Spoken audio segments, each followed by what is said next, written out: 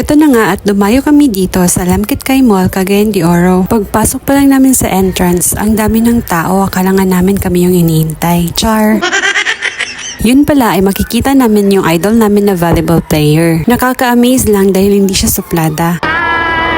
Kaya eto, nanood na lang muna kami sa kanila. Yung pakay lang kasi namin dito ay bibili lang kami ng gamit sa bahay. Dahil nandito na nga lang din sila, makikinood na lang din kami. Ayun, tapos na kaming manood sa kanila. Naglakad na lang din kami patungo dun sa pupuntahan namin na store.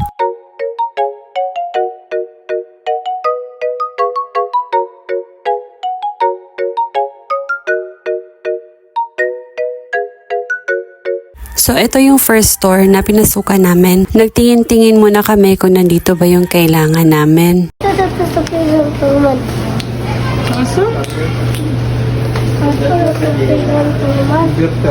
Ayun.